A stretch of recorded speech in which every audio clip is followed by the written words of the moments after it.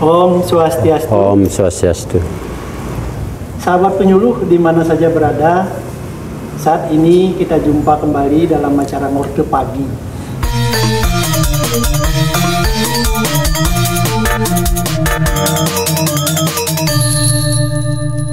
Ngorte Pagi, ngobrol ringan tentang agama. Tentu berbagai masalah, berbagai kondisi kita sudah sampaikan dalam acara Ngorte Pagi, yang mana pagi ini kita akan membicarakan seputar kepanditaan atau kepinanditaan atau kepemangkuan, di mana pada saat ini kami sudah dihadiri oleh narasumber yang sekaligus juga sebagai Ketua PSN Korda Buleleng. Beliau adalah Bapak Dr. Andos Iketut Wijana MSI. Oke, terkait dengan kepemangkuan, mungkin beberapa hal yang akan sampaikan. Namun sebelumnya, selamat datang dulu Pak Jero Rahayu di Ngorte Pagi, penyuluh Kementerian Agama Kabupaten Buleleng, yang mana kita tahu di masyarakat kalau pemangku atau kepemangkuan itu sudah luar biasa lumrah, sudah sampun keloktah di mana-mana di seluruh Bali, bahkan juga di Buleleng. Tetapi ini agak baru sedikit gitu ya, agak baru sedikit, mungkin sudah beberapa tahun ada ini yang namanya PSN. Tentu ke masyarakat itu belum sampai banyak yang mengetahui seperti itu. Nah kemudian pada saat ini kami penyuluh, mungkin masyarakat secara umum, khususnya masyarakat Hindu, ingin mengetahui tentang lembaga kami, yaitu PSN Korda Buleleng. Untuk itu kami mohon dari Pak Jero untuk dapat menjelaskan seperti apa. Silakan Pak Jero. Iya, terima kasih atas waktunya yang diberikan kepada Titiang.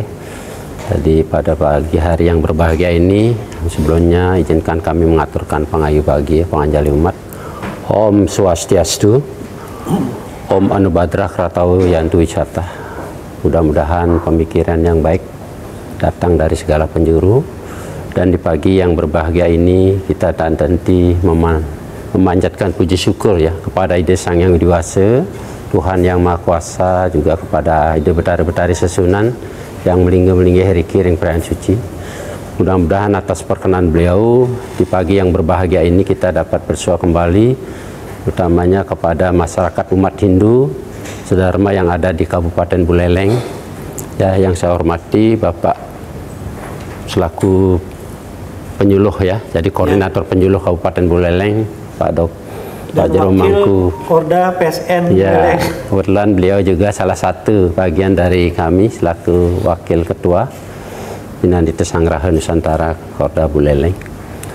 Kemudian kepada seluruh penyuluh yang ada di Kabupaten Buleleng yang ditugaskan di setiap kecamatan yang kami hormati, dan salam bahagia melaksanakan Swadharma kewajiban ya dalam rangka mengamalkan dan mengimplementasikan terkait dengan ajaran-ajaran agama kita, agama Hindu.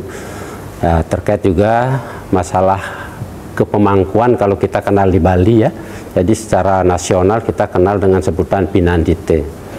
Nah untuk itu kami dari Koordinator Daerah Kabupaten Buleleng selaku Pinandita Sangraha Nusantara, kebetulan kami selaku Ketua Korda ya, yang mempunyai swadharma kewajiban untuk mensosialisasikan apa yang menjadi kewajiban daripada seorang pinandite ataupun pemangku yang ketah ya, di Bali disebutkan.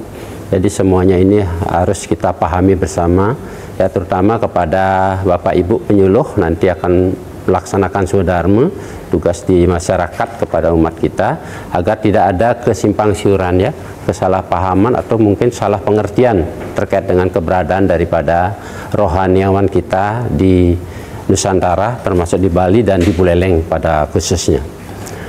Jadi seperti apa yang sudah dituangkan dalam hasil Mahasabha II tahun 1968, di sana ada disebutkan bahwa rohaniawan umat Hindu itu ada disebutkan dua kategori. Yang pertama ada yang disebut dengan kelompok pandita, kemudian ada yang disebut dengan kelompok pinandita. Nah seperti semeton kami, jadi umat Hindu sudah ketahui bahwa yang disebut pandita itu adalah beliau yang sudah melaksanakan upacara yang disebut dengan mudijati. Kalau kita kenal dengan sebutannya medikse, di mana sebelum beliau itu menjadi seorang sulinggih ataupun pandita, beliau harus sebelum meningkat ke tingkat dwijati melalui proses aguron-guron. Jadi aguron-guron kalau kita di Parisade Hindu Dharma Indonesia ya secara umum, bahwa aguron-guron itu kita pada saat meningkatkan diri dari pemangku pemula kemudian jadi pemangku, meningkat kita ingin nanti menjadi seorang sulinggih, harus sudah melaksanakan swadharma aguron-guron. Nah, di dalam aguron-guron itu ada 3 nabe atau guru yang disebutkan. Yang pertama guru napa, yang kedua adalah guru waktra, yang ketiga adalah guru saksi. Jadi ketiganya ini akan nanti membina calon pandita nanti nih, atau disebut dengan calon diksita. Jadi pada saat nanti di aguron-guron ini yang menerpa beliau mengisi pengetahuan. Dari ketiga nabi ini akan mempunyai swadharma masing-masing kewajiban. Yang pertama itu ada guru waktra.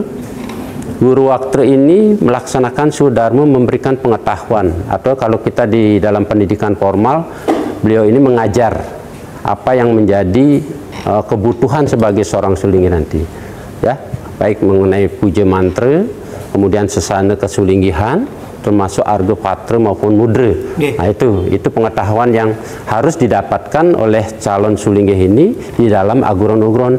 Jelas ini akan diterpa, dibina oleh guru waktra. Baik. Nah, jadi setelah Pak Jero menjelaskan tadi, tentu kita tahu sekarang beda antara pemangku atau pinandita dengan pandita atau seorang sulinggih. Sudah baik sekali penjelasan Pak Jero. Kemudian yang berikutnya ingin kita ketahui bahwa seorang pinandita di dalam melaksanakan tugas sehari-hari, karena begini Pak Jero, di masyarakat sering kita lihat seorang pemangku itu sangat jelas di masyarakat, kemudian dia berpakaian serba putih, kemudian pakai destar, tentu sangat sesuai dengan aturan di intern kepemangkuan. Nah, bagaimana tentang pakaian sekarang, pakaian yang berhubungan dengan pemangku? Apakah ini harus dipakai? Kemudian bagaimana kalau kita bandingkan dengan seorang sulinggih? Nah, mungkin Pak Jero jelaskan. Baiklah, jadi terkait dengan busana ya, busana pemangku itu termasuk di dalamnya sesana juga. Jadi seorang pemangku, nah kalau kita berbicara pemangku Pak, jadi khusus sekali di Bali jadinya. Jadi sesuai dengan hasil Mahasiswa 2 itu, bahwa sebutan daripada pemangku yang kita kenal di Bali ini adalah pinandita. Ya, jadi pinandita ini mempunyai swadharma dan kewajiban masing-masing. Jadi beliau itu disebut dengan seorang rohaniawan, orang yang disucikan dengan upacara setingkat ekejati. Ekejati itu ya. Nah, di dalam aturan tersebut juga sudah ada, dalam Pesamuan Agung Parisade juga sudah ada ketentuan yang wajib dilakukan oleh seorang pemangku, terutama sesana tentang berbusana. Jadi kalau seorang pemangku, seorang pinandita, itu dari segi busana sudah jelas. Mungkin bisa dilihat seperti yang saya pakai hari ini. Ya, dari segi destar, ya, destar sudah bongkos nangke istilahnya. Nah, kemudian baju kayak ini, ya, pakai tangan panjang, mungkin bisa juga tangan pendek, ya, asal putih warnanya. Kemudian kain kamen itu putih, dan saput juga putih. Jadi semuanya serba putih. Nah, ini kami berharap, karena banyak sekali para pinandita, kalau di Bali itu disebut dengan jero mangku, itu tata busananya masih banyak yang ya kalau bisa dibilang keliru, salah ya. Ya, ini pentingnya, makanya pada saat beliau mendapatkan suatu panugrahan puintenan, jadi seorang nabe ataupun yang napak ataupun yang ngwintenin ini mestinya memberikan penjelasan. Jadi setelah diwinten, yang bersangkutan itu harus sesana berpakaiannya pada saat melaksanakan swadharma. Jadi pada saat ngokasang yadnya ataupun ngantepang Banten, busananya seperti ya, seperti yang saya sebutkan tadi, dari udeng ya, kemudian baju semuanya serba putih. Kemudian yang membedakan pemangku dengan sulingge, ya jelas sekali. Ya, kalau sulingge, beliau itu pertama cirinya rambut itu sudah hagelung di atas siwa duare. Ya, kemudian ada tetekan. Pakaiannya dari baju itu putih, ya. Kemudian saputnya kuning, kainnya itu putih. Baik. Itu kalau perbedaan antara pemangku dan sulingge, ya, dari segi busana. Dapat sudah kita bedakan bahwasannya kalau pemangku sudah seperti yang Pak Jero tampilkan sekarang, sudah berbaju putih, berbongkos nangke namanya, ya. Dan atribut ini dipakai pada saat mewakasang yadnya. Baik, kita belum terjawab tadi yang di depan tentang kelembagaan Pak Jero. Jadi dikatakan bahwa secara nasional PSN ini dari pusat sampai ke daerah ada. Betul. Kemudian untuk kita di Buleleng, apakah sudah ada PSN ini ke kecamatan ataupun mungkin sudah ke desa, seperti apa? Baik, terima kasih. Jadi keberadaan dari Pinandita Sanggraha Nusantara ini adalah sifatnya nasional, ya. Jadi nasional itu kepengurusan dari pusat, ya, disebut dengan pengurus pusat. Kemudian ada Korwil, pengurus wilayah, ada di provinsi, setiap provinsi se-Nusantara atau se-Indonesia. Kemudian di kabupaten disebut dengan Korda, koordinator daerah kabupaten kota. Kemudian turun lagi di tingkat kecamatan disebut koordinator lapangan kecamatan. Kalau kita di Buleleng ada 9 kecamatan. Dan kebetulan di Buleleng itu setiap kecamatan sudah terbentuk, sudah ada. Ya, itu ada 9 kecamatan di Buleleng disebut dengan Korlap, koordinator lapangan. Kemudian menurun pengurus di tingkat desa disebut dengan Kordes atau Korlur, ya, itu karena kita ada kelurahan, ya, koordinator Korlur, jadi koordinator desa atau koordinator kelurahan. Nah itu, nah di sana sudah disebutkan bahwa kedudukan posisi daripada PSN ini yang sifatnya nasional itu wajib dibentuk ada di seluruh Nusantara atau seluruh Indonesia sesuai dengan tingkatan-tingkatannya. Baik. Nah, itu sudah kita dapat gambaran. Sekarang kita kembali kepada wewenang seorang pemangku, karena di masyarakat ini masih rancu, Pak Jero. Terutama begini, kadang-kadang ada pemangku yang kemampuannya sudah tinggi. Dia muput Banten dan lain sebagainya, itu kalau mungkin dalam apa namanya istilah umum pemangku dadi dogen, seperti apa ini? Apakah ada kewenangan khusus atau mungkin sama saja dengan sulih atau berbeda? Seperti apa nih, Pak Jero? Baik, jadi terkait dengan kewenangan pemangku sebenarnya sudah jelas sekali, itu juga dituangkan di dalam buku Kesatuan Tafsir terhadap aspek-aspek agama Hindu, ya. Jadi itu sudah disosialisasikan juga, itu bahkan tulisannya itu kan sudah lama, ya. Jadi itu sudah menjadi kesepakatan di dalam paruman maupun lembaga-lembaga umat kita. Cuman kadang-kadang di masyarakat itu masih rancu karena memang kurangnya sosialisasi, ya. Mudah-mudahan dalam kesempatan baik ini nanti penyuluh bisa mensosialisasikan kembali bahwa kewenangan pemangku, ya, seperti tadi, ini sebelum kami lanjut dulu itu, jadi bahwa yang disebut Pinandita itu secara nasional itu ada yang disebut dengan pemangku kalau kita di Bali, ya. Kalau di Jawa ada wasi, ada romo dan lain sebagainya. Kemudian kalau di Bali jelas pemangku, termasuk juga Pinandita itu adalah jero balian dan jero dalang. Nah itu, ya, kalau di Bali seperti itu. Nah sehingga tugas dan wewenangnya jelas. Jadi kalau pemangku di dalam muput, yang disebut muput itu salah saya sebutkan tadi, ngewakasang yadnya, ya, jadi ngemargiang yadnya yang ditur oleh apa namanya dari umat itu sendiri, itu kalau dewa yadnya sesuai dengan kewajiban tugasnya di tempat di mana dia ngomong perahyangan dalam piodalan.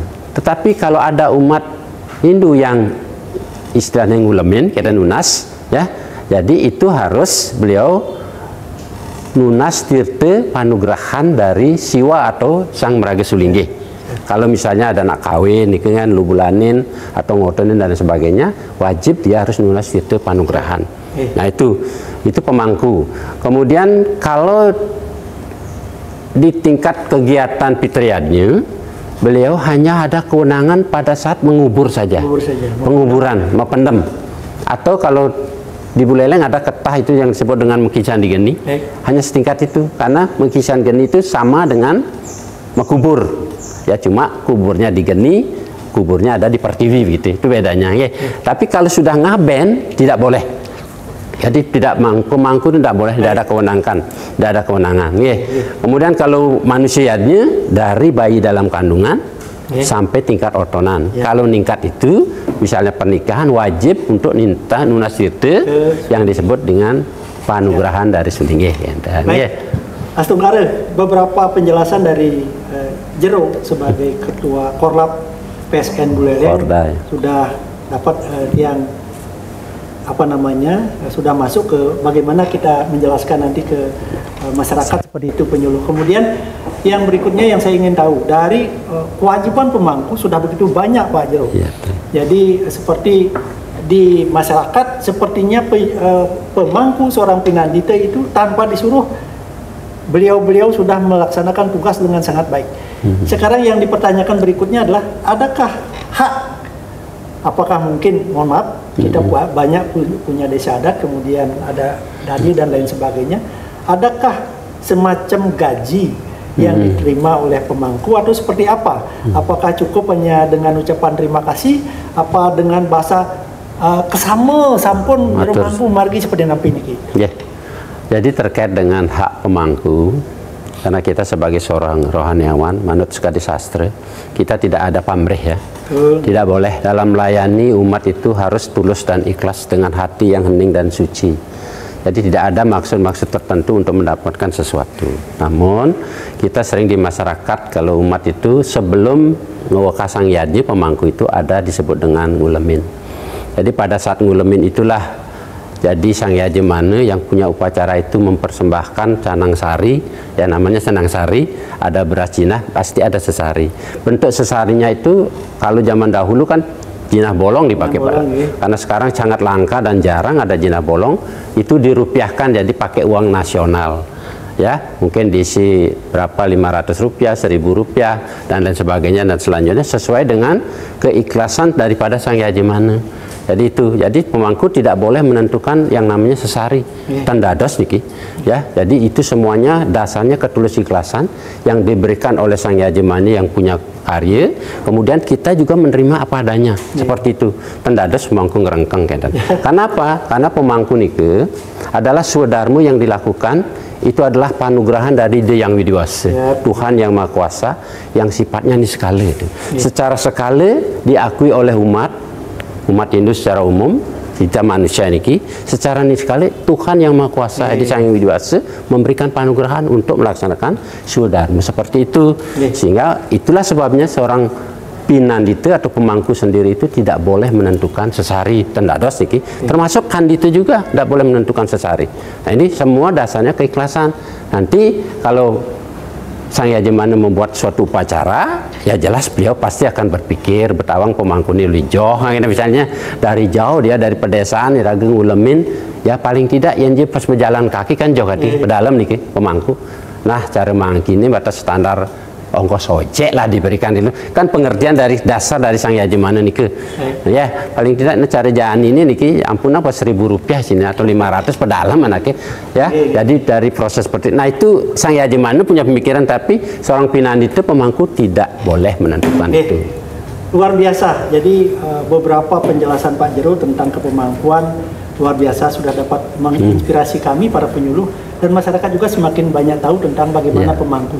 Kemudian mungkin dapat saya resum sedikit tentang kepemangkuan ini, bahwasannya secara kelembagaan sudah jelas pemangku bergabung di dalam lembaga yang disebut dengan PSN. Itu ada dari pusat sampai ke desa sudah ada. Jadi masyarakat perlu tahu bahwa ini adalah kelembagaan pemangku, itu dari pusat sampai ke daerah ada. Kemudian berikutnya ada kewenangan, ada kewajiban pemangku yang sudah dilaksanakan setiap hari, yaitu sudah ditentukan tadi berapa atau sebatas mana yang boleh pemangku, sebatas mana yang tidak boleh. Tentu di situ ada tingkatan-tingkatan. Itu juga menambah pemahaman bagi kami sebagai umat Hindu sehingga nanti hubungan masyarakat dengan pemangku itu semakin bagus. Sebagai seorang manggalu upacara pemangku dan masyarakat sebagai yang punya yadnya atau sang yajemane. Jadi secara umum kepemangkuan ini sebenarnya sangat dibutuhkan oleh masyarakat karena keterbatasan masyarakat tentang ritual agama yang berhubungan dengan agama, maka perlu kehadiran seorang pemangku.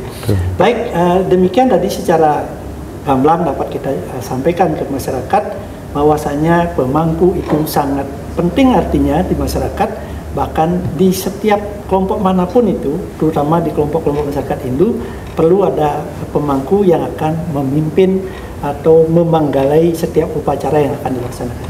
Demikian, mudah-mudahan bermanfaat bagi kita semua. Jika ada salah dalam penyampaian, mungkin kurang dan lain sebagainya, kami mohon maaf. Mari kita akhiri dengan Paramasanti. Om Santi Santi Santi Om.